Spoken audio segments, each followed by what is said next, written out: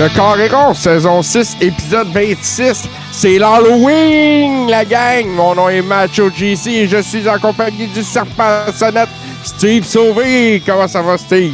Hey, ça va super bien. Hey, JC, aurait fallu que tu t'ouvres ça en disant « Oh yeah, c'est l'Halloween! » On va le faire pareil. « Oh yeah! » Faut voir la version en vidéo, par exemple, sur YouTube pour pouvoir comprendre le gag. Oh, et puis la version en vidéo, si vous vous demandez, y es-tu dans un décor, notre JC? J'aimerais vous dire oui, mais malheureusement, non. Donc, ce que vous voyez en arrière, ce n'est pas des ceintures de carton ou quoi que ce soit, c'est des réelles répliques de ceintures de la WWE. T'en as sûrement aussi du temps de WWF, JC, puis le kit. Ouais, puis écoute, j'en ai même de fédération locale au Québec. Bon, ça vous donne une idée. Puis, JC, avant qu'on aille plus loin, là, je te pogne à brûle pour point de même, là, parce que c'est toi, JC, parce que c'est moi, parce que c'est le Carré Rond, parce qu'on est old school, whatever, puis nous autres, on tripe ces bébelles old school. Comment c'est rentré dans ta vie, ça, les collections de même? Écoute, du plus loin, je me rappelle, j'ai collectionné toutes sortes d'affaires dans ma vie. Quand j'étais jeune, je collectionnais les clés. Dans la première collection, je me rappelle, toutes les clés que les gens gardaient plus, là, les gens de la famille qui déménageaient, me donnaient tout ça. J'avais une sacoche pleine de clés. T'essayais-tu d'ouvrir des portes, quelque chose? Ah, peut-être que je cherchais de quoi m'ouvrir les portes dans la vie. Je ne sais pas. C'est peut-être philosophique de même. J'ai collectionné et je collectionne encore les cartes. Donc, en fait, j'ai encore ma collection que quand j'étais ado. Des belles cartes de Jaromir Jagr recrues, tout début des années 90, des choses intéressantes. Ça vaut pas grand-chose, mais j'ai gardé par valeur sentimentale. Mais la pandémie a donné un boost à qu'est-ce qu'ils vont faire de ma vie? Ben, ils vont me faire un studio. Fait qu'il fallait le décor, puis tout ça. Puis il y a eu les figurines, puis il y a eu les ceintures, puis il y a eu bien des dépenses finalement. Puis je te dirais qu'il n'y a rien dans ce que je viens de te parler qui est ma dépense la plus absurde. Je te dirais que la chose la plus absurde que je dois avoir acheté, c'est un saut de dinosaure gonflable. OK. Mais là, tu m'as pas dit, par exemple, les ceintures de lutte puis tout ça, là. Les ceintures, c'est de l'or, ça. Les ceintures, je tripe là-dessus depuis que je tripe sa lutte. OK. C'est de l'or. Je les ai toujours trouvées magnifiques, prestigieuses. Tu sais, en arrière de moi, on voit la wing, la Eagle Wing que Hogan a portée, que Bret a portée, que l'Ultimate Warrior a portée. Sa ceinture-là, c'est des œuvres d'art, Steve. Mais toi, JC, là, t'es en train de me dire que t'es tellement tripeux. Écoute, une seconde, là, l'argent n'existe pas et l'argent n'est pas un problème. WWE change ses ceintures et mettent leur ceinture à l'encan. Celui qui donne le plus, l'argent va aller à Make-A-Wish, quelque chose. Toi, tu bêtes là-dessus, là. Pour une pièce de collection de genre, c'est certain. OK. C'est certain. Je te dis pas jusqu'où je pourrais aller, mais il y en a qui vont sûrement aller plus haut que moi. Ça, c'est sûr et certain. T'es-tu aussi dans des groupes de collectionneurs? Tu sais, des fois, là, moi, je connais du monde. Facebook est rempli de collectionneurs. On a le chum aussi qui fait... j'ai oublié son nom, là, ça m'en revient pas. Il fait des lives tous les dimanches pour vendre des trucs de lutte sur Facebook. C'est Firestorm. OK. Qui fait ça. Oui, l'ancien lutteur Firestorm qui fait ça sur sa page Facebook.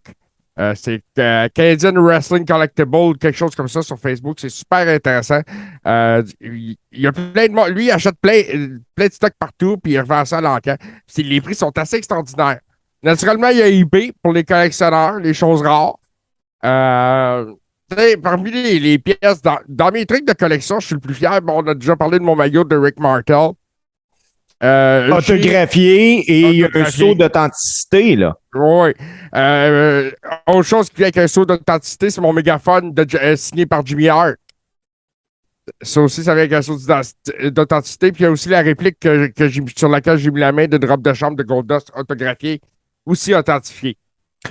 Mais là, JC, là, moi, demain matin, j'ai le goût de me partir ça. Je m'en vais pas au Walmart, là, mais je m'en vais dans un live event de la WWE ou bien sur la zone shop de la WWE. Je commence à m'acheter des bébelles. jouer quelqu'un qui a quelque chose que je veux, je m'assure comment, là, de transférer. Supposons, moi, tu m'envoies une ceinture à 200, tu me vends une de tes ceintures à 200 pièces, je te fais un transfert Interac, whatever. Comment que quelqu'un peut s'assurer de recevoir le stock puis qu'il va vraiment recevoir ce pourquoi il a acheté? Écoute, là, on parle d'une question de réputation aussi. Il y a des gars, il y a des gens chez qui j'achète souvent les acheteurs sur eBay. C'est important de checker les commentaires, les étoiles que ces gens-là ont, tu sais, parce qu'il y en a beaucoup qui vont vivre de leur réputation aussi. Là, c'est super important. Puis on fait pas, c'est pas des transferts Interac, c'est via PayPal, puis ces choses-là. Puis si naturellement c'est frauduleux, ben, la plateforme comme eBay, naturellement, va agir immédiatement. Ça, eux autres, ils niaisent pas avec ça quand il y a fraude. Mais ça m'est jamais arrivé. Je sais que ça arrive, ces choses-là. C'est bien malheureux. Ça, c'est peu importe les domaines. OK? C'est arrivé à mon père qui s'est fait avoir une histoire de bijoux qu'il vendait. Mais tu vois, ça arrive à tout le monde que tu peux rencontrer quelqu'un comme ça pour une transaction et que ça vire mal pour une raison X, Y, Z. Ça, c'est plate en bon soi. Puis, supposons que demain matin, je vois un gars qui vend des lunettes que Bret Hart avait. Bret Hart, il est signé à l'époque, il est donné à des jeunes. Je ne sais pas si tu te rappelles. C'est clair qu'il y a des jeunes qui ont voulu faire la pièce avec ça en les revendant. Comment qu'on fait pour être sûr que c'est les vrais items? Écoute, encore là, moi, je te dis, passe par eBay. Passe pas par n'importe qui si tu veux acheter une affaire de même. Tu vas sur eBay. eBay, eux autres, quand t'achètes de quoi, l'objet est envoyé chez eBay pour être vérifié. OK. OK? Puis, naturellement, ben, la personne te met des photos. Puis, si tu désires plus de photos de l'objet, ils vont t'en mettre plus, ils vont t'en fournir plus. Mais c'est ça, tu sais, la qualité de l'objet, il faut que ça soit identique à ce que l'image puis la description qui a été donnée. Si c'est authentique, ben, généralement, ça vient avec un sceau d'authenticité, un certificat. S'il n'y a pas de certificat, achète-toi pas avec ça. Qu'est-ce que t'as pas que t'aimerais avoir? Du temps, Steve. Non, dans ta collection, JC. Du temps, là, hey, je peux en avoir plein pour toi, moi. Hein? Récemment, Steve, sur eBay, j'ai vu une pièce de collection incroyable. C'est les lunettes de soleil que Shawn Michaels a portées à SummerSlam 95. Wow. Comment qu'ils se ramassent là, ces lunettes-là? C'est quoi, Shawn Michaels, il les retrouve dans son fond de tiroir? Écoute, il peut avoir donné ça à quelqu'un dans le temps. Puis la personne, ben, elle a retrouvé ça dans ses affaires. Mais ça, a vendu ça peut-être à une autre personne. C'est son authentifié. Il y a un certificat d'authenticité. Présentement, là, ça bide autour de 8000 US pour une paire de lunettes de soleil. Wow! Et à la base, ils se vendaient combien, ces lunettes-là? Ben, ils se vendaient pas, c'est rien que lui qui les avait. OK, on peut c'est pas des lunettes genre signe de peace dedans, des lunettes qui se faisaient faire pour lui, pour ses sous. Tu sais, avec ses longues boucles d'oreilles qu'il portait à l'époque, ces affaires-là. Mais ça, il y aurait ça. J'ai vu aussi récemment, j'avais posté ça dans notre super Rib Room, des enchères pour une paire de bottes signées de Bret Hart. Oui, j'ai vu ça. Parle-nous de ça un peu. Je ne sais pas à quel point l'enchère a monté. JC, si tu parles pas devant ton micro, on t'entend pas. Je le sais. Si l'enchère était rendue, c'était quand même rendu assez élevé, là, c'était autour de 10-12 000 là, au moment où on se parlait. C'était pour une œuvre de charité que ça se faisait. Je me rappelle pas laquelle. Ça, c'est des bottes que Bret a portées dans le ring. Il les a données à un organisme. Puis il les a signés naturellement, ça a été authentifié pour que eux puissent ramasser des fonds avec ça. Ben, c'est ça justement là, que je voulais aller. Ça arrive autant à la lutte, à la boxe. Tu sais, écoute, c'est arrivé à Tom Cruise, espèce qui a donné un des vestons qu'il avait porté pour un œuvre de charité. Ce qui arrive, c'est que souvent les artistes ou les athlètes vont être sollicités pour des œuvres de charité. Moi, je vais dire, supposons, la Société canadienne du cancer va appeler, supposons, Jacques Rougeau pour lui dire, écoute, on aimerait ça, nous autres, avoir une pièce de toi. Jacques va peut-être remettre un cadre, il va le signer. Puis là, ça va être au plus offrant ou dans le cadre d'un encan silencieux que ça va se vendre et des choses comme ça. Fait que j'imagine que Bret, ses bottes, c'est quelque chose de même, là. Ouais, ben c'est ça. Puis j'imagine que c'est pour une œuvre caritative là, dans le secteur de Calgary et de l'Alberta. Je trouve que c'est un beau geste de sa part. Si je me trompe pas, c'est les bots qui avaient porté contre Stone Cold. J'en suis pas sûr. À WrestleMania 13, là. Mais je suis pas sûr que c'était celle-là. Je sais aussi qu'il y a une pièce de collection qui est assez prisée. Peu de gens sont au courant, mais WrestleMania. Quand WrestleMania termine, la toile est coupée. Ils font des cartes de lutte et ils mettent un bout de la toile dedans. À un moment donné, ils ont fait ça avec pour un WrestleMania que fouille-moi c'est lequel, je me souviens plus. Et il y a eu une blade job dans ce match-là et il y a une des cartes qui a une goutte de sang sur la toile qui a été printée avec ce bout de toile-là. Et la carte a une valeur incroyable à cause de ça. Parce qu'elle est unique. C'est sûr, elle est unique. Tu vois, moi, j'en ai une carte dans ce genre-là. C'est une carte de Becky Lynch avec un morceau de chandail qu'elle a apporté pendant un Royal Rumble. Il y en a 50 exemplaires sur la planète. Okay. Moi, j'en ai une. Puis ça, c'est en achetant un paquet de cartes que tu as pogné cette carte-là? J'ai acheté un lot de boîtes de paquets de cartes sur eBay. En sachant que cette carte-là était dedans? En ne sachant pas, c'était des boîtes de paquets non déballés. Wow. Dans ces boîtes-là, j'ai trouvé aussi une carte de Goldust avec un morceau de tissu de son costume. Et d'autres, j'en ai quelques-unes, mais la plus rare, c'est celle de Becky Lynch, comme je te dis, parce qu'il y en a, c'est sur 350 exemplaires. Tu sais, comme une toile de ring, ça peut faire jusqu'à 500 exemplaires. Mais le chandail de Becky Lynch, c'était 50 exemplaires seulement. Donc, c'est juste cette carte-là payait l'investissement de tout ce que tu avais acheté. Tout à fait.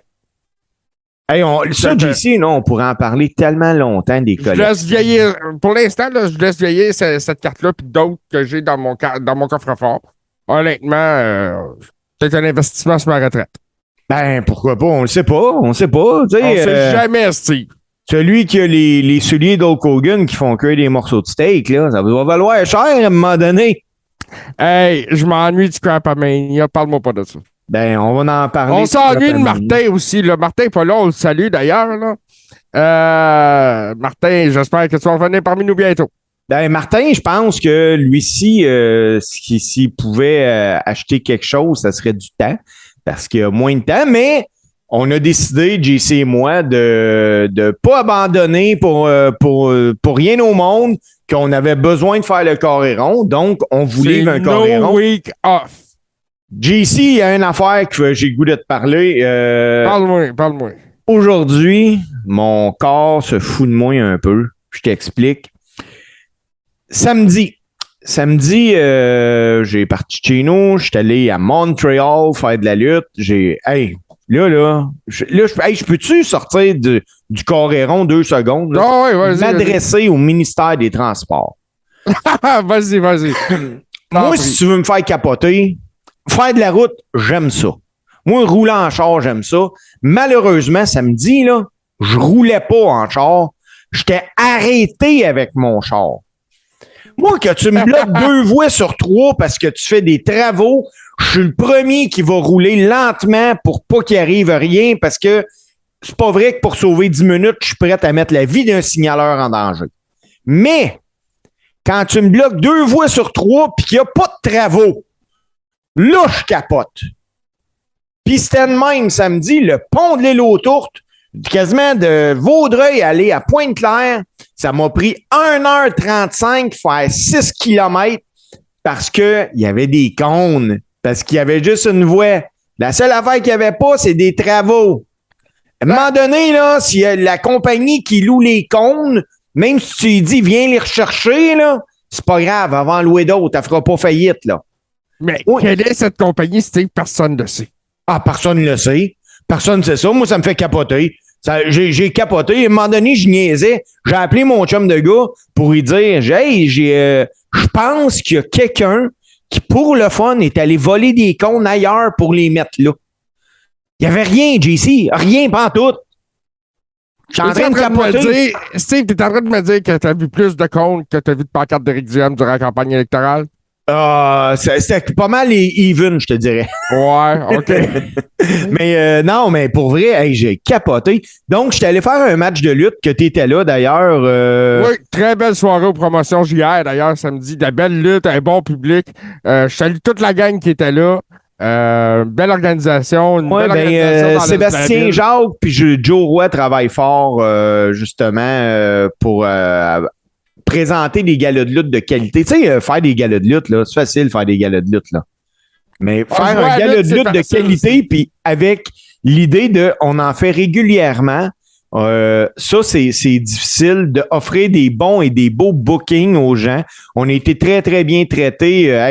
Écoute, le gros lunch en arrière, tout le kit. Une belle salle. Une belle salle. C'est des gens qui n'ont pas eu peur d'investir. Un ring flambant neuf, JC.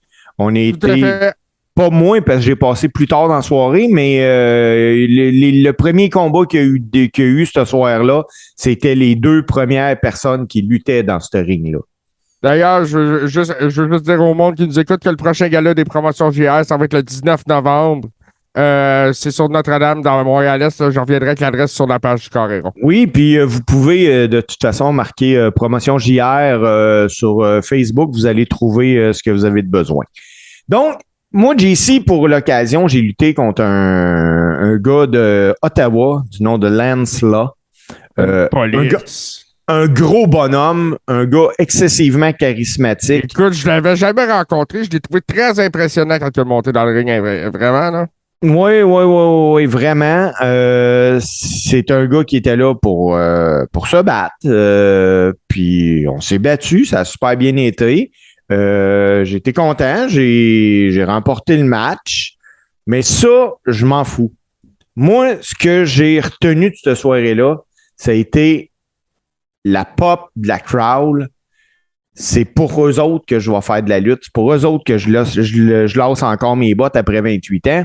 Puis c'était un public qui en voulait, il y avait faim.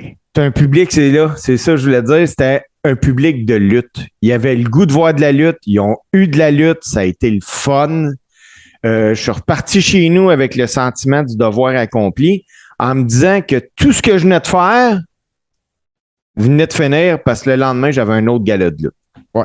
Donc, ce soir-là, Steve, juste excuse-moi de t'interrompre, mais ce soir-là aussi, peut-être ce qui a mis les gens dans l'ambiance, c'est d'avoir la plus grande fête de lutte au Québec sur place. Oui, écoute, j'ai pas son nom de famille. Je le sais pas. Christiane.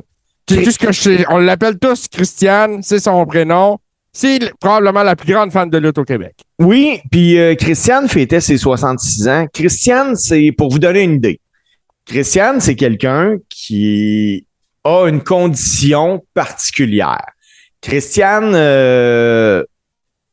souffre peut-être de déficience intellectuelle, d'autisme léger, je ne sais pas. Mais Christiane donnerait sa vie pour la lutte.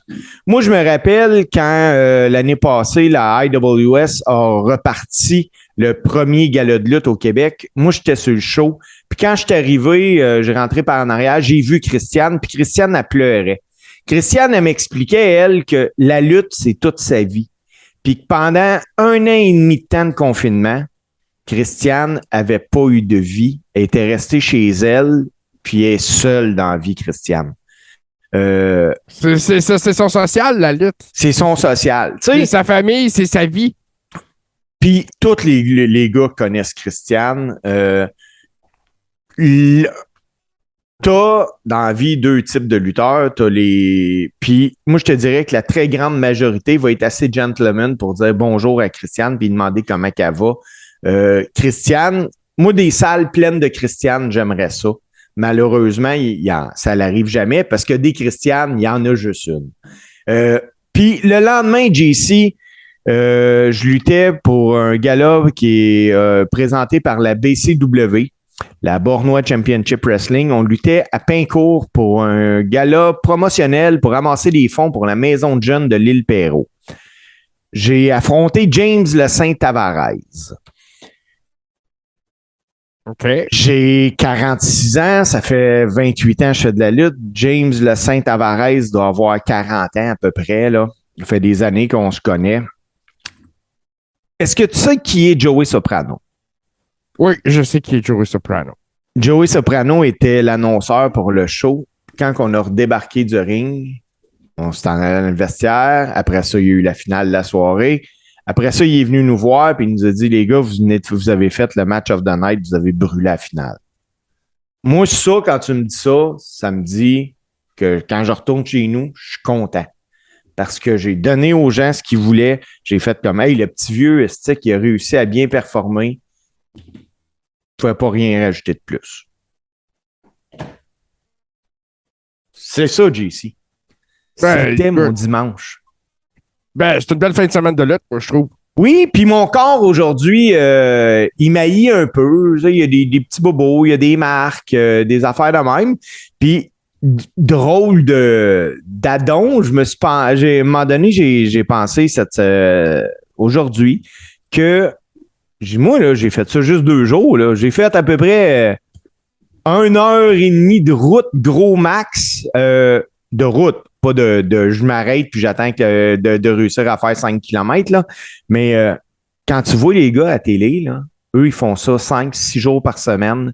C'est des avions, des hôtels. Ils couchent même pas chez eux puis ils peuvent même pas se plaindre à leurs femmes. Ils sont pas là à côté. Donc, ils ont tout mon respect, ces gars-là. Puis JC, moi, je te propose qu'on prenne une petite pause. Puis qu'en revenant, on va en parler justement de lutte parce que je veux parler d'un événement qui va avoir lieu à Montréal les 17 et 18 février prochains.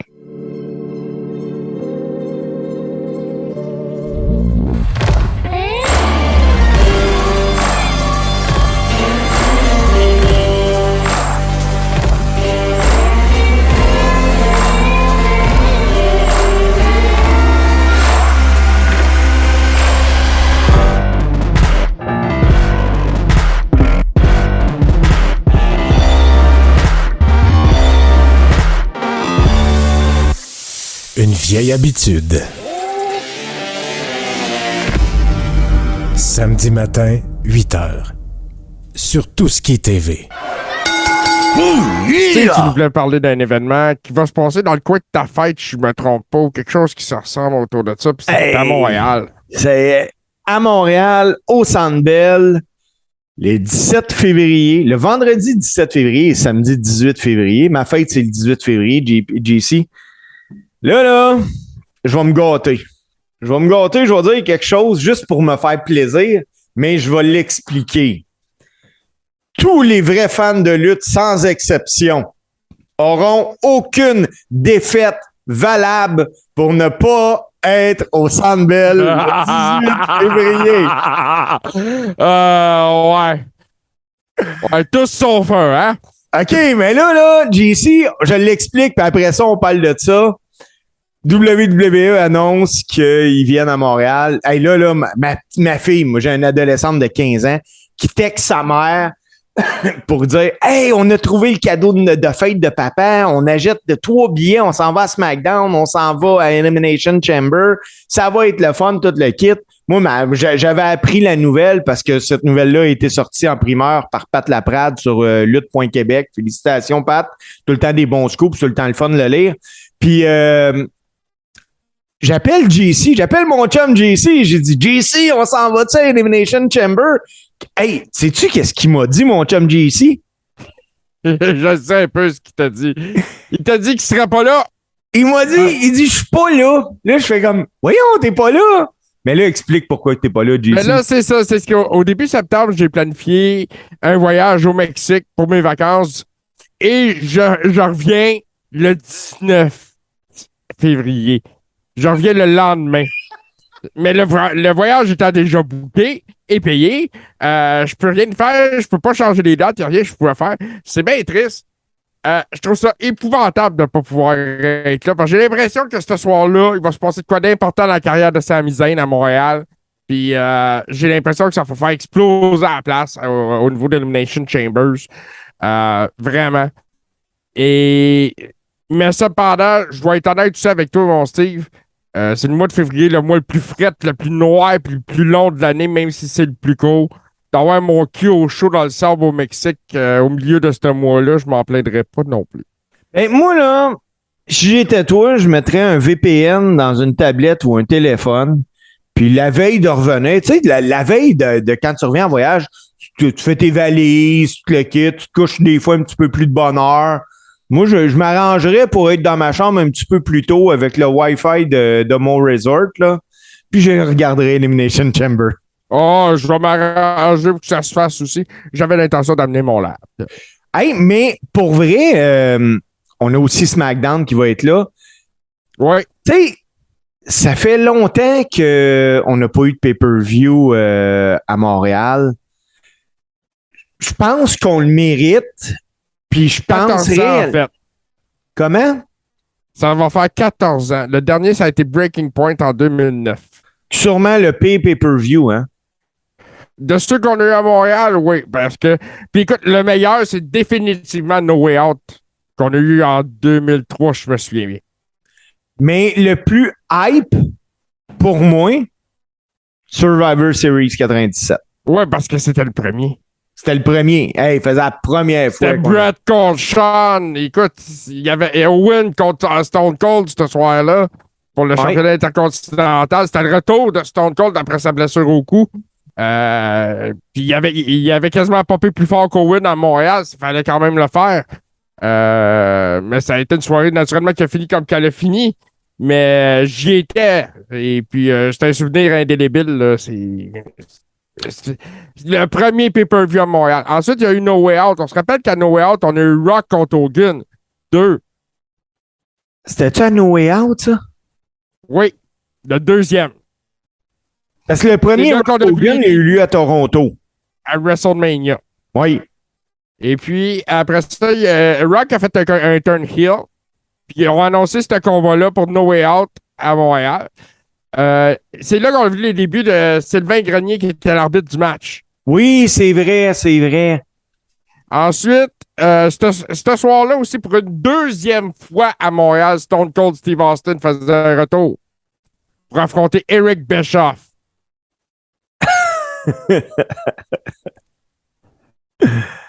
Mais c'était une belle soirée de lutte à Montréal. Mais en 2009, à part le fait que c'était tous des combats de soumission. Là, si on enlève ça, là, il y avait des gros noms. Là. Ah, ben oui. DX.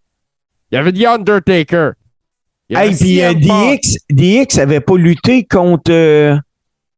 Ah non, ça, c'est 2009. C'est Breaking Point que DX avait lutté contre Cody puis Ted DiBiase. Ouais, c'est ça. Contre eux autres dans le. Puis ils avaient perdu, justement. Ouais. DX avait perdu à Montréal. C'était un Steel Cage match, je me souviens bien, en plus, quelque chose comme ça. Mais c'était une belle carte. Mais Elimination Chambers, je suis dans un beat assez incroyable avec la WWE. L'ère Triple H se fait de plus en plus sentir. On va en jaser. Steve, Sami Zayn a mis le feu au web vendredi. Sami Zayn, présentement, il a l'opportunité d'être Sami Zayn. Ah, il est à son meilleur. Il y a la confiance de la direction de la WWF. Tu sais, là, quand tu luttes pour Vince McMahon, là, à tous les fois que tu passes le Titan Throne puis que tu reviens, là, t'es jamais sûr. En effet. Si ça va continuer. Moi, là, j'ai vu de mes yeux, pas parce que j'étais backstage, là, parce que j'ai vu le reportage par après, Kevin Owens, Chris Jericho, WrestleMania, que Kevin revient dans le vestiaire, que ça a été un bon match pourtant, et que McMahon, il dit que ça valait pas de la marde. Ouais, j'ai vu ça moi aussi. Vince a toujours été très, très dur puis très exigeant. Je pense que c'était une façon très old school de pousser les gars à se dépasser tout le temps. C'est très old school comme façon de faire. Énormément. Tandis que là, Sami a l'opportunité d'être Sami. Puis hey, je t'invite à JC. Compte-les donc ce qui s'est passé. Il a mis le feu au poudre vendredi passé. Ah, c'est incroyable. Il y a une promo à SmackDown. Ça se passe. Roman Reigns veut que Jey Usos et Sami fassent la paix. Et Jey prend le micro et lance des bêtises à Sami en disant t'as pas d'affaire avec nous autres, personne t'aime, il n'y a personne dans le groupe qui te respecte, t'as pas d'affaire là. Sami réplique en disant écoute, le Tribal Chief a demandé la paix, moi je veux juste faire la paix. Ça. Et Jey Usos dit j'en ai rien à faire de ce que le Tribal Chief veut. Ça, c'est une erreur assez monumentale. Roman Reigns réagit à ça. Et soudain, Sami prend la défense de Jay en disant que, écoute, Roman, c'est pas très grave. Il ne pensait pas. Il est pas très, très UC récemment. Écoute, et là, tous les gars dans le ring ont craqué. Roman a craqué. Jay, on a vu Paul Heyman qui a craqué. Tout le monde a pouffé de rire. Et c'est là. J'ai l'impression que personne ne s'attendait à cette réaction-là. Mais encore là, je suggère aux gens de voir la promo. Oh, il faut vraiment, écoute, vraiment. Paul Heyman qui se cache derrière la ceinture pour rire, là, c'est magnifique. Même que Sami est tellement over ces temps-ci, puis que est-ce qu'il a fait changer des plans de la direction? Oui. Puis je vais l'expliquer pourquoi. Je sais pas si vous en êtes aperçu, j'imagine que oui, du moins je l'espère. Kevin Owens est absent des écrans depuis un mois. Kevin lutte en house show, mais il n'est pas sur la TV. Puis la raison est bien, bien simple. La raison était que la WWE comptait réunir Kevin et Sami en équipe pour les envoyer contre les Usos et lui faire gagner le titre par équipe. Mais là, ça marche tellement fort avec Sami que la WWE a reporté ce plan-là pour une durée indéterminée. Est-ce que Sami pourrait être celui qui va tout chambouler la Bloodline? Oui. Je vous l'annonce tout de suite, là. Si vous aviez besoin d'une primeur dans le Coréon, oui. Sauf qu'on ne sait pas quand. On ne sait pas quand parce que ça marche tellement bien qu'il y a présentement des gens qui écoutent SmackDown pour voir Sami Zayn. C'est simple de même, JC.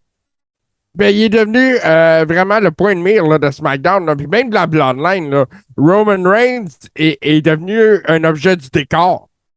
Ben oui, Champion, le head of the table, le Tribal Chief, présentement, laisse la place à Sami Zayn. Ben, c'est dans le meilleur des mondes, en plus, pour Roman. C'est merveilleux comme ça. Ça démontre que Roman, justement, est quelqu'un d'ouvert à travailler avec les autres. Ça démontre plein de choses. Puis ça démontre aussi que Sami est un top guy. Ah, ben oui. Ben oui. Puis on en a parlé quand Kevin Owens a affronté Stone Cold à WrestleMania. C'est pas seulement parce que c'est des gars de chez nous qu'on a un parti pris. Ces gars-là sont vraiment bons. Ah, sont vraiment, vraiment, vraiment bons, là. Ça, écoute, moi, je pourrais jamais dire de quoi de mauvais sur ces gars-là.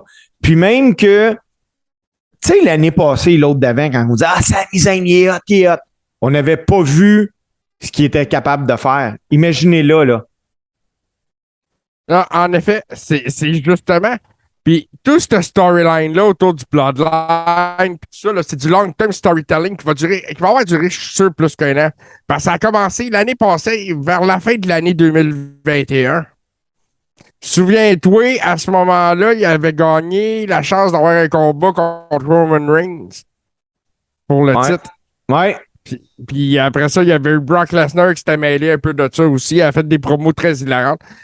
Mais depuis le début de la pandémie, Sami Zayn a été une tête d'affiche incroyable à SmackDown.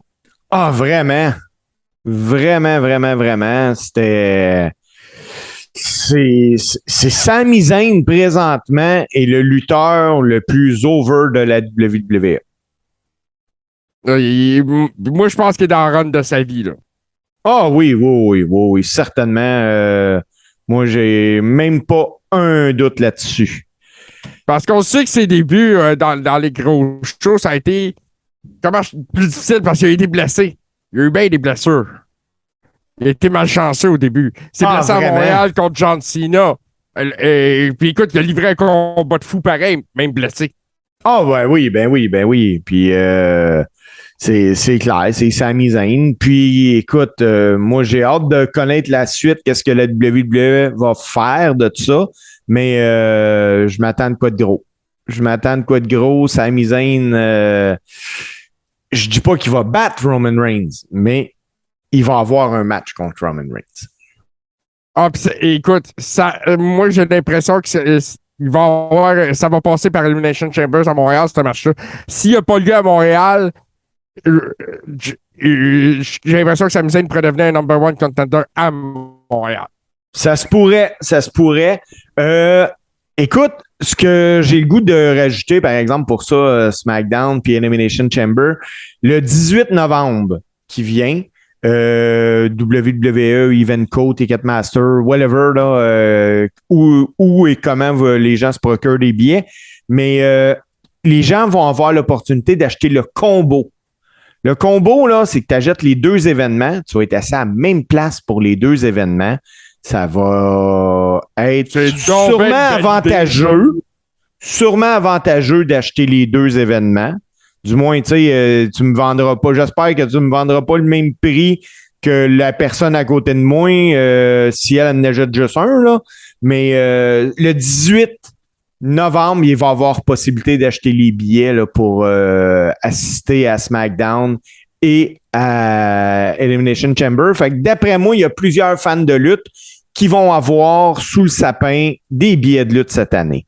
Autre nouvelle, JC, qu'on parle une fois de temps en temps, que, écoute, non, ça n'arrivera jamais, puis patati patata, parce que c'est pas arrivé souvent.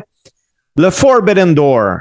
Forbidden Door, qui est associé à la New Japan Pro Wrestling et la AEW, ben là, on s'est fait rentrer de quoi dans la bouche sans que personne ne le sache, puis sans qu'on nous demande si on était consentant. Mais Nakamura va lutter contre le Great Muta lors de New Year's 2023 de la NOAH le 1er janvier au Budokan Hall. C'est où ça? Je pense que c'est à Tokyo. C'est à Tokyo, le Budokan Hall, je me souviens bien. Là. J'ai l'affiche en avant de moi, justement. Permets-moi. C'est... Oui, ça va être à Tokyo. Puis...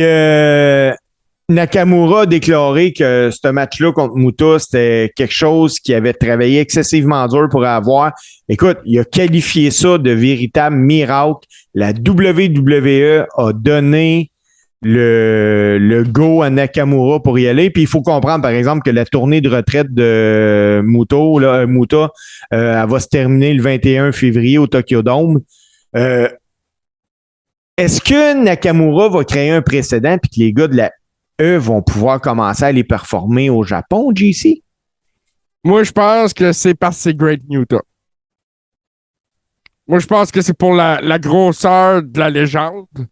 Mais on sait jamais. On sait jamais. On sait que la WWE cherche justement à gagner des points dans le secteur de l'Asie. Je pense que ça pourrait être une bonne façon de faire. Shinsuke Nakamura est très, très apprécié chez lui. Puis écoute, le combat devrait être quelque chose d'assez important et impressionnant aussi à la fois. Là. Autre nouvelle, mon chum JC, un retour à la WWE de la jolie Emma. Je sais pas si tu as vu ça passer. Ouais, j'ai vu ça passer à SmackDown. La gentille Emma, très gentille, très sympathique. Mais pourquoi je la trouve inutile? Comment? Je la trouve inutile. Ben, moi, je trouve que, écoute, on peut en parler longtemps, des lutteurs inutiles, là, on pourrait, on fait ça la semaine prochaine. On fait ça la semaine prochaine. Top 5 des lutteurs les plus inutiles. Oh boy, OK. Ça, écoute, juste un top 5, on pourrait faire un top 30. Oui, mais on va faire un top 5. Ben ouais, OK, top 5, c'est parfait, ça. On va faire un top 5 des lutteurs les plus inutiles. Une autre chose, JC, qu'il faut absolument parler, la WWE est en événement à la carte ce samedi 5 novembre de mémoire, c'est 5 novembre, Crown Jewel. Oui, tout à fait. T'as-tu la carte de Crown Jewel devant toi, mon JC? Va te trouver ça dans quelques petits instants. Là, parce que moi, j'aimerais ça qu'ensemble, parce que là, à soir, là, on sort du coq à l'âne. Là. Moi, là, je suis là pour parler de là. Je vais avoir du fun. J'espère que vous avez du fun avec nous autres. Mais le corps est rose, c'est des chums qui jasent de lutte. C'est ça. Puis, hey, on va défaire la magie d'Internet, là, 2 secondes. Là, on se parle. Puis moi, je viens de réaliser quelque chose. Puis je vais vous expliquer comment ça va se passer quand on va avoir fini le carré rond, moi puis JC, OK? Là, ce que les gens qui ne regardent pas le vidéo, qui ne font qu'écouter l'audio, moi puis JC, on n'est pas pantoute à la même place présentement. Moi, je suis à Valleyfield, JC est à Montréal. On fait ça. On a de la magie qui s'appelle du montage vidéo fait par le meilleur gars de montage vidéo sur la planète Terre qui s'appelle Martin Godet. Martin va faire le montage. Quand on dit qu'on s'en va à la pause, là, on arrête de se parler, on se fait des signes avec nos mains, 3, 2, 1, on recommence à parler. Donc, la pause que vous autres, elle va peut-être durer une minute et demie, je ne sais pas. Nous autres, elle dure 4 secondes. Puis, après, quand on va faire le close, ça va être la même affaire. Tantôt, on va reprendre une autre pause pour vous présenter 2 tunes, OK? Mais ces 2 tunes-là, là, je suis en train de réaliser qu'on les a même pas choisies encore, JC. C'est Donc, fait. va falloir que pendant qu'on fait le podcast, qu'on se parle, qu'on s'écrive sur le chat parce que il faut avoir de l'air intelligent, là. Tu sais, il va falloir vous livrer les 2 tunes.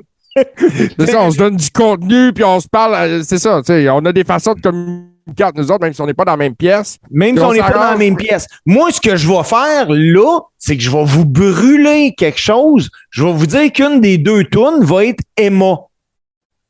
Vu qu'on vient de parler d'Emma. OK, puis moi, je vais y aller avec la deuxième. Ben On oui. fait la deuxième, vu que c'est l'Halloween, ça va être le Boogeyman. Bon, ben là, vous voyez, ça a été simple de même de trouver ça. JC, pendant que j'ai meublé tout ce temps-là, dans le seul et unique but que tu trouves la carte de Crown Jewel, est-ce que tu l'as trouvé? Non seulement je l'ai trouvé, Steve, je l'ai devant moi, puis je suis prêt à t'en faire le descriptif. Donc, à Crown Jewel, quoi lieu, là, c'est en fin de semaine à Jeddah, à Riyad, en Arabie Saoudite. Il va y avoir, un combat, un last woman standing pour le championnat des féminins de Raw. Bianca Belair contre Bayley. OK, on arrête ça là. Moi, j'y vais avec Bayley. Moi aussi, je pense que c'est là que ça va arriver. Je pense qu'ils vont avoir un changement de titre féminin parce qu'écoute, il y a une évolution de la lutte féminine à chaque fois qu'ils y vont là-bas. Au début, il n'y avait même pas de combat de femmes. Donc, c'est ça. Moi, je pense qu'on va aller plus loin encore. Puis, un changement de charge. Oui. Est-ce que Bayley va gagner la ceinture clean? Du tout. Moi, je ne crois pas. Elle va gagner. Elle va la gagner pour mieux la reperdre éventuellement au Survivor Series. Il va y avoir aussi le Undisputed WWE Tag Team Championship. Les Usos qui vont enfin mettre les ceintures par équipe en jeu contre les Brawling Brutes qui avaient affronté une couple de semaines à SmackDown dans un combat qui avait été excellent. Les Brawling Brutes, là, c'est Butch, anciennement connu comme étant le Pete Dunne. Pete Dunne, ouais. Et le Bruiserweight Pete Dunne et son partner Ridge Holland qui sont avec Sheamus dans cette espèce de clan-là, les Brawling Brutes, justement. Tu y vas avec qui? Écoute, moi, je pense que Jimmy et Jay vont revenir avec les belts. Oh, moi aussi. Peut-être que Solo va être impliqué là-dedans. Je sais que Sami Zayn ne sera pas à Crown Jewel, là. Non, Sami Zayn ne sera pas à Crown Jewel. On dit que probablement que Paul Heyman n'y sera pas, non. OK. Ça, j'ai quelque chose de très intéressant à propos de ce combat-là. Braun Strowman contre Omos.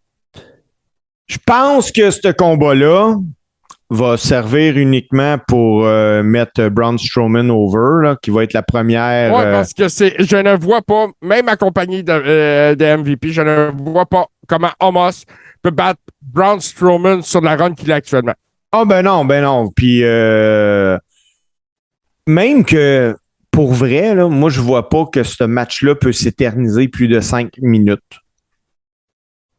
Ouais, mais plus que ça serait long. Ça serait long. Tu sais, Omos, c'est vraiment pas mobile. C'est pas le plus rapide non plus. Il me rappelle un peu Carly à ses débuts. Puis, tu sais, c'est une attraction intéressante. Tu l'envoies faire des hors-shows. Oui. C'est un bon gars pour les hors-shows. Les gens vont être impressionnés par sa taille. C'est ça qui va marcher. Ils vont faire des hors-shows, des cap matchs contre 2-3 jobbers locaux. Là. Ah, puis même que moi, je serais pas surpris qu'au printemps, tu sais, à la WWE nous a habitués qu'au printemps, il y a une vague de Cooper, là. Ça se pourrait bien, ne soyez pas surpris si Omos en fait partie. Ouais. Et Braun Strowman a déclaré dans un podcast dont je me souviens pas le nom, à propos de ce combat-là contre Omos, que ce combat-là est aussi épique que Hulk Hogan contre Andre the Giant à WrestleMania. Il faut pas se prendre pour un 7-up flat, hein? Fait que j'ai bien hâte de voir comment ça va se passer. La seule chose qu'il a oublié, c'est de contrôler son narrative. Quand il a dit ça. Ouais, c'est ça. Il n'a pas contrôlé le narrative comme faut. On va avoir un Steel Cage match. JC parle en avant du micro. Ouais. On va avoir un Steel Cage match, mon Steve. Un combat que j'ai bien hâte de voir. Drew McIntyre contre Karrion Kross. Le premier combat entre les deux était excellent. Puis c'était brutal. Moi, je m'attends. J'ai hâte de voir ce combat-là. Puis j'y vais avec Karrion Kross. Bon, moi aussi, parce que moi, je tripe bien plus Karrion Kross que sur Drew. Drew, j'ai été content quand il est revenu. Mais, tu sais, là, Drew McIntyre est exactement le portrait type d'un lutteur que j'aime voir. Whoop, à un moment donné, il s'en va. Whoop, à un moment donné, il revient. Le voir tout le temps, je suis pas capable. Je fais juste débarquer. Moi, je vais te dire ce que je trouve qui manque à Karrion Kross, pas à Drew McIntyre, excuse-moi. C'est un turn heel. Peut-être, oui. Oui. Ça pourrait être bon. Ce gars-là a eu le règne de champion le plus poche que j'ai vu dans ma vie, là, pauvre gars. Il gagne ça dans un stade vide, puis non. Mais je suis d'accord avec toi qu'un heel turn, leur package. Moi, à la limite, là, mets ça en équipe avec Sheamus, faisant des grosses brutes, là, puis... D'ailleurs, à ce sujet-là, Sheamus, qui a convolé en juste un os en fin de semaine. Ben oui. Et Drew McIntyre était son témoin. Il y avait aussi Miro qui était sur place comme garçon d'honneur. Oui, j'ai vu ça. Il y avait aussi sur place Seth Rollins, Becky Lynch. J'ai vu une couple de photos circuler parce que s'il y a bien quelqu'un qui ne pouvait pas mettre de photos, c'est CG Lana, je l'appelais Lana. Puis elle était... très généreuse en photo, donc on a vu des photos de la noce. Ensuite, encore un autre combat que j'ai hâte de voir. Puis de ce temps-là, c'est ça, on dirait qu'ils nous vendent des combats que j'ai envie de voir. Il va y avoir Judgment Day avec naturellement Finn Balor, le Eddie Guerrero de sa génération, Dominic Mysterio. Je dois tellement le dire, ça. Ouais, mais il n'est pas le Eddie Guerrero de sa génération, c'est Eddie Guerrero qui était le Dominic Mysterio de sa génération. Mais anyway, ça va être un 3 contre 3 contre DOC. Donc AJ Styles, Gallows et Anderson qui ont fait un retour récemment. Moi, je pense que Gallows et Anderson, c'est des gars qui doivent être à WWE. Je pense que ces gars-là sont une alternative intéressante pour être des champions par équipe un peu plus agressifs puis violents. Oui, je peux être d'accord avec toi. Par contre, je suis pas capable de voir que c'est eux autres qui vont donner la première défaite à Judgment Day. Ah non. Moi, je pense sincèrement que Judgment Day vont gagner. Rhea Ripley et le wild card dans tout ça. Est-ce qu'elle va être présente? Parce qu'encore là, on parlait de la lutte féminine à Jeddah, à Riyad, en Arabie Saoudite, comment ça se passait. Est-ce qu'elle va être là? C'est pas mentionné qu'elle sera pas là, mais c'est pas mentionné qu'elle va y être, non. Si elle est là, elle va être impliquée d'une quelque façon que ce soit dans le finish. Oui, tout à fait. Tantôt, on avait un combat de géant, mais là je te parle d'un combat de titan. Bobby Lashley contre Brock Lesnar. Dans le meilleur des mondes, puis ce combat-là, ça va être un combat pour hommes, là. Dans le meilleur des mondes, Bobby Lashley gagne ça, puis on se reprend à WrestleMania. Ou à Survivor Series, même. C'est vrai, si on a Survivor Series qui s'en vient. Écoute, je sais pas ce que ça va donner, ce combat-là. Moi, je me rappelle que Lashley a battu Lesnar pour le titre en janvier. Il n'y a pas eu de rematch, il n'y a pas eu de combat revanche. Et c'est. Moi, je pense que Lesnar va battre Lashley. Ouais, sa première victoire en pay-per-view depuis justement depuis Elimination Chamber. Peut-être. Moi, je vais avec Lashley. Tu y vas avec qui? Alors, je vais avec Lesnar. OK. Et la finale, le Undisputed WWE Universal Championship, Roman Reigns contre la Challenger qui va en être à son 3e combat à vie. Logan Paul. Steve, parle-moi de Logan Paul. Logan Paul est sûrement le gars le plus mainstream de la WWE. Là. On va s'entendre. Là. Ce gars-là a des followers partout. C'est pas un mauvais gars dans le ring. Là. Vraiment, vraiment, vraiment pas. Trompez-vous pas non plus que ce combat-là va avoir été répété et répété. Là. Je pense qu'ils vont sortir un excellent match parce que Logan Paul il a des habilités, là, JC. Là. Moi, là, Taburn, les Valek de Miz, là, les 2 fois, là, j'ai fait comme wow, OK. Moi, je vais te dire ce que j'ai vu cette semaine, Steve. J'ai écouté le podcast de Logan Paul qui s'appelle Impulsive, où il a reçu Shawn Michaels. C'était super intéressant. Faut dire que Logan s'entraîne avec Shawn Michaels depuis des semaines déjà. Oui. OK? Shawn Michaels et son entraîneur, c'est le gars que la WWE ont mandaté pour s'occuper de Logan Paul personnellement.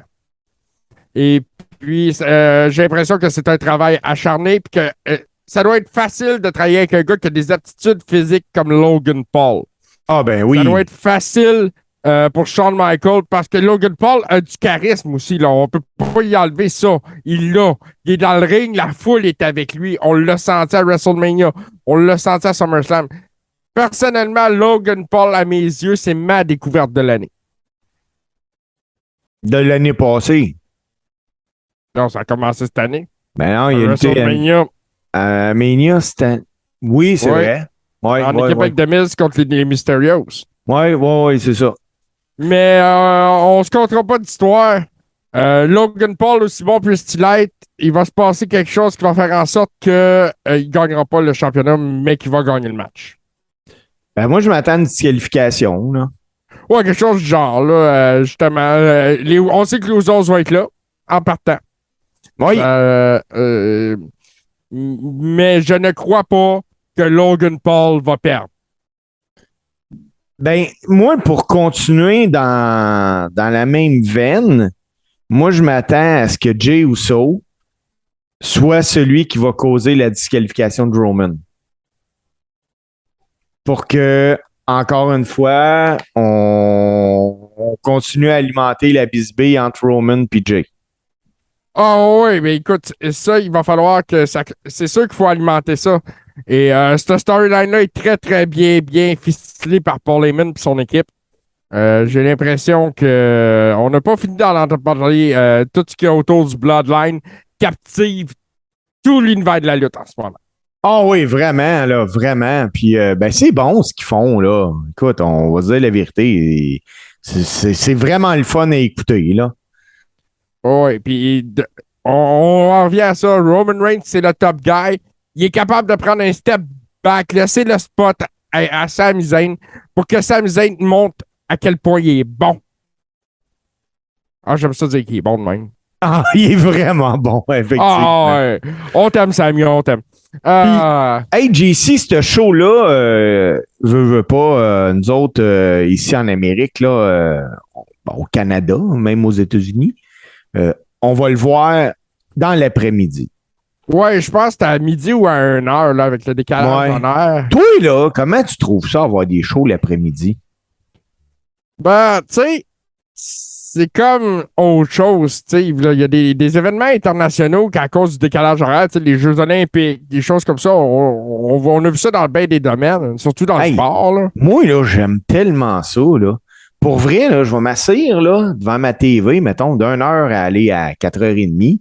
Puis après ça, là, j'ai toute ma soirée, je fais mon souper avec ma femme, puis ah ouais, let's go, là.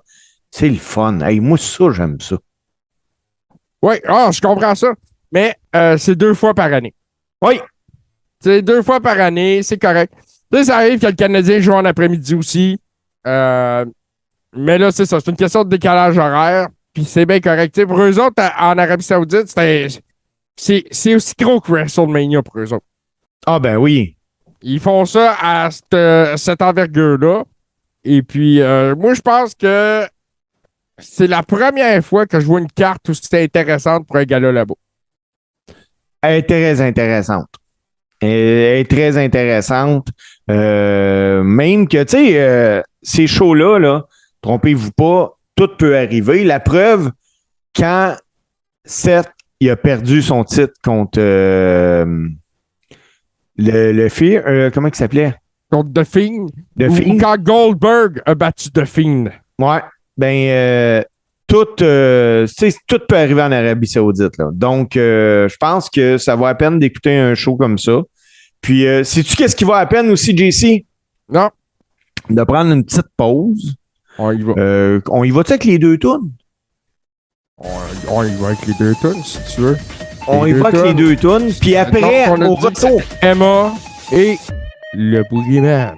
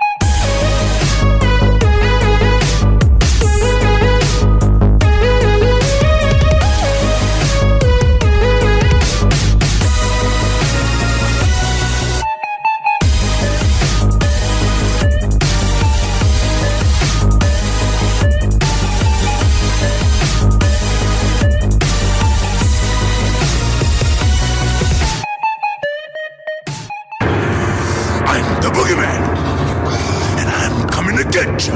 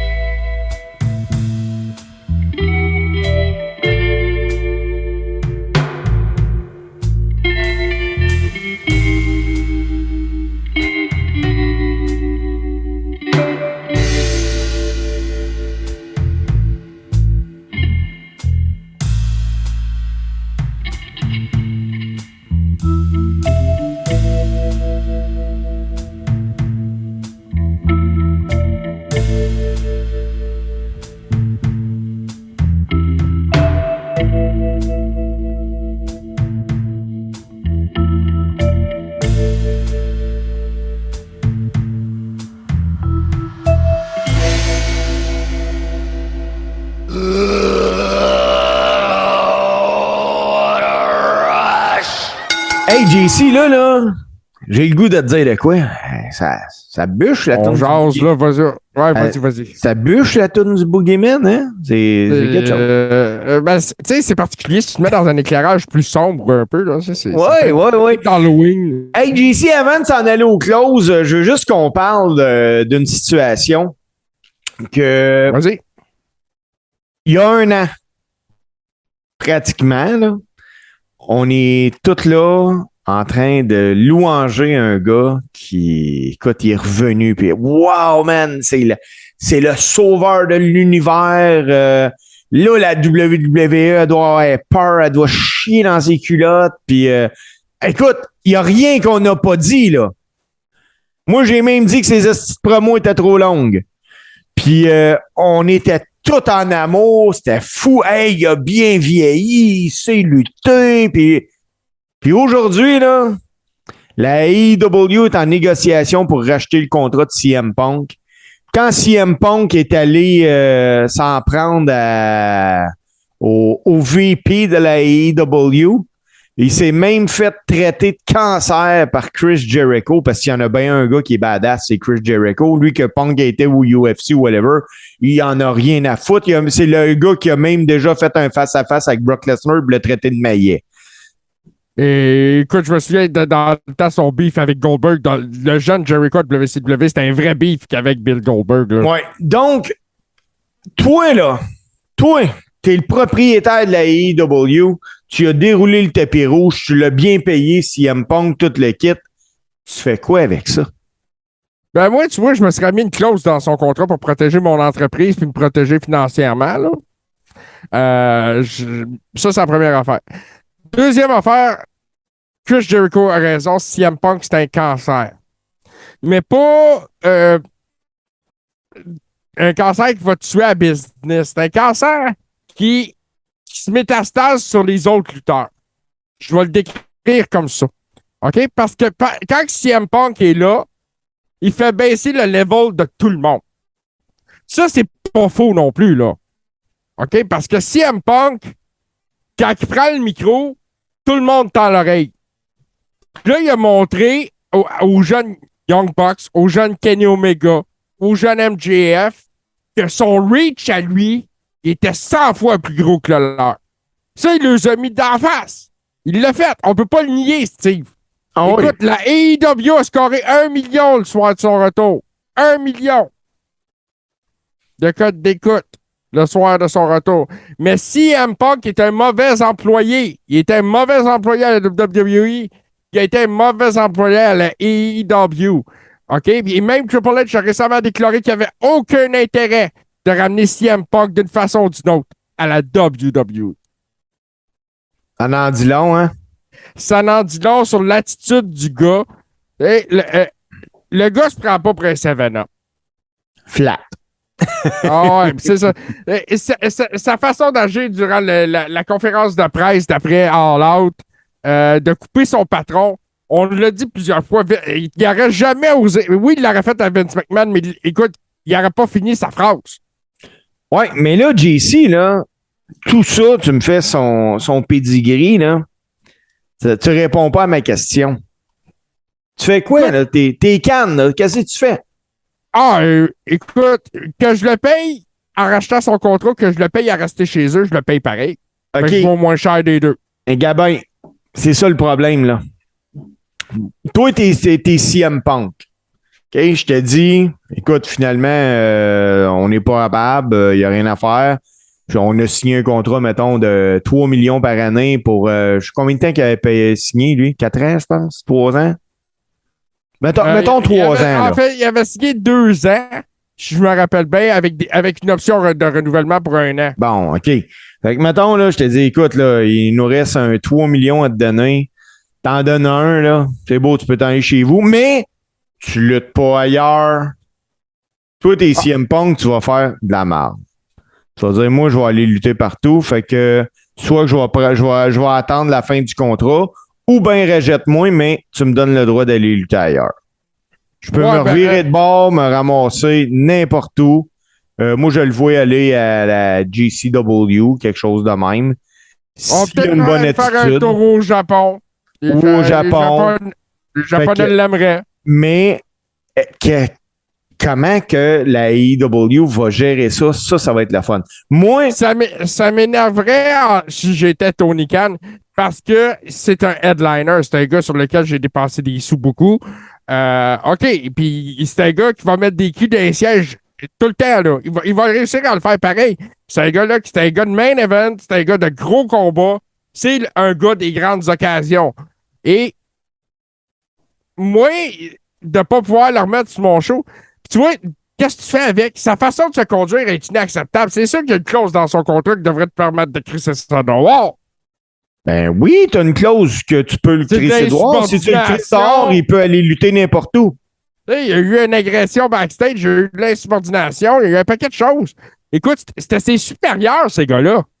Je suis d'accord, JC, mais si tu fais ça, il peut aller lutter où ce qu'il veut. Oh, ça, c'était fait. C'est ça que Khan veut se protéger. Mais il je pense pas. Il ira pas à WWE.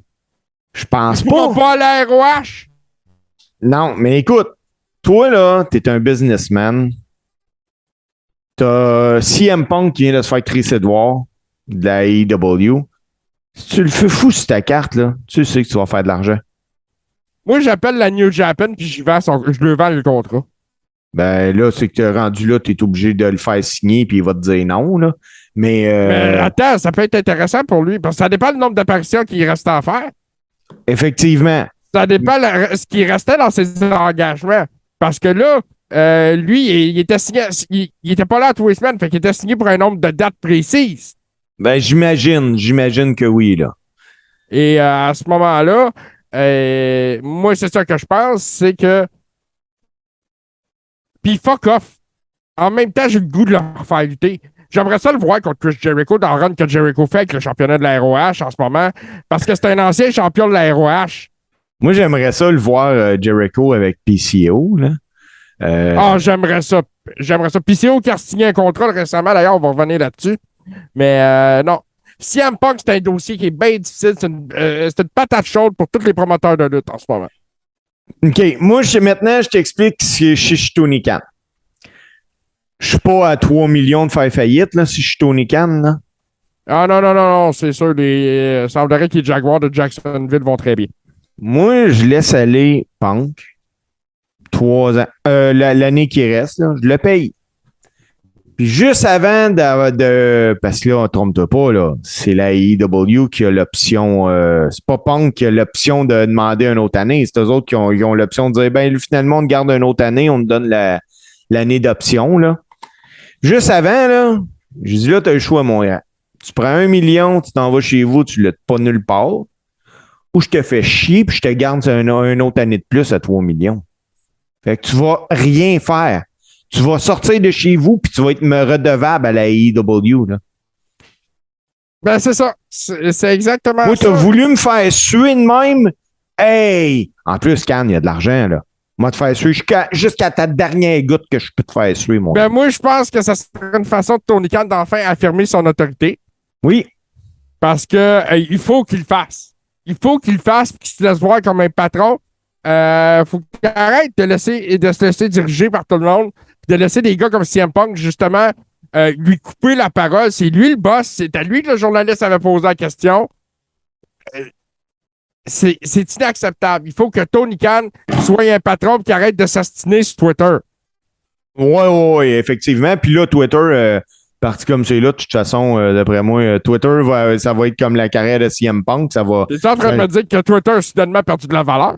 Ouais, puis Twitter il va être sur la pente descendante comme la carrière de CM Punk. Sa carrière. Excuse-moi, parlant de Twitter, carré old school sur Twitter. Carré old school, suivez-nous sur Twitter. Que sa carrière, oui, est en fin de carrière, on va se l'avouer, là, même lui, le gars, il le sait. Mais il est parvenu à signer un nouveau contrat de 12 mois avec Impact Wrestling, tellement investi qu'il est maintenant un chic résident de la Floride depuis cette semaine. Pierre-Carl Ouellet, PCO, notre PCO, le Canadian Frankenstein. JC, est-ce que PCO va mettre la main sur la grosse trappe de Impact?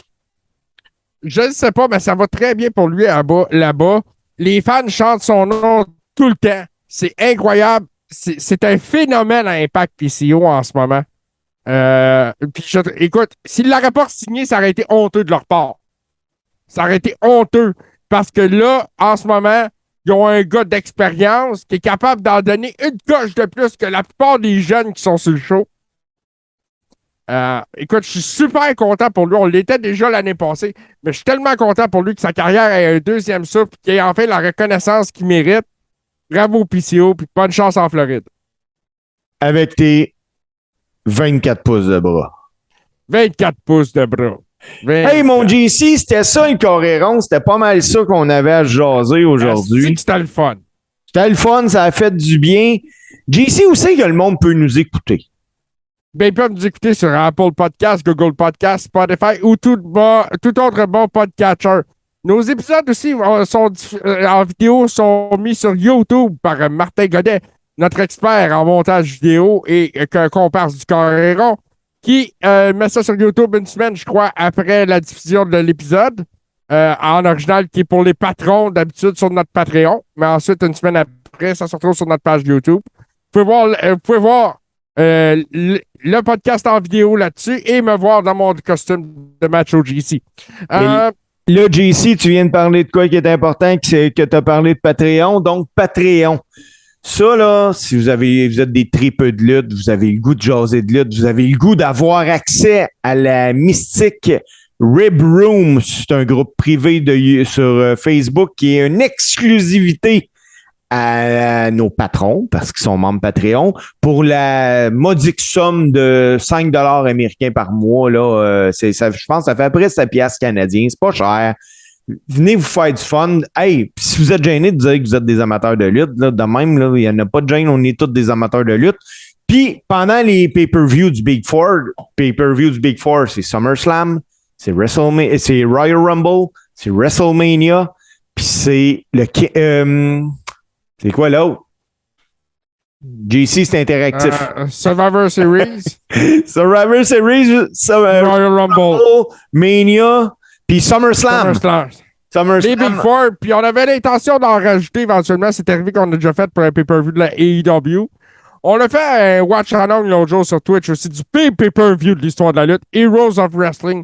Et ce pay-per-view-là avait lieu un 19 octobre, imagine-toi donc. Donc, oui, vas-y, Steve. Donc, je vous invite à venir nous rejoindre sur Patreon. Sinon, 10 piastres par mois, c'est pas cher. Et puis, t'as pas d'engagement à long terme. Tu nous aimes pas, c'est correct, mais ça te surprendrait. On est tellement attachants. En fait, on est attachants à nos chaises de pain bout. Mais c'est ça. Le Patreon, ça donne accès à Rib Room, ça donne accès au Watch Along, comme on disait. Toutes les archives. Ça donne accès à toutes les archives du Coréron. Aussi, toutes les archives du Coréron. Et naturellement, il va y voir aussi sur la page Facebook du Coréron, vous pouvez trouver le lien pour la marchandise. Les t-shirts, les tasses à l'effigie du Coréron. Steve, y a-tu de quoi j'oublie? T'as oublié de respirer en 2 phrases. Mon JC, on se voit la semaine prochaine. Faites attention à vous autres. Attends, je suis soufflé, là. Dis-moi pas tout de suite. Mon nom est Steve Sauvé, en compagnie de mon chum JC David et au nom de Martin Godet. Yeah. On vous remercie d'avoir été là, puis on vous laisse sur le meilleur match-up de musique d'un podcast old school fait par un des chums de Martin Godet, Super Dave Bérubé. À la semaine prochaine, tout le monde.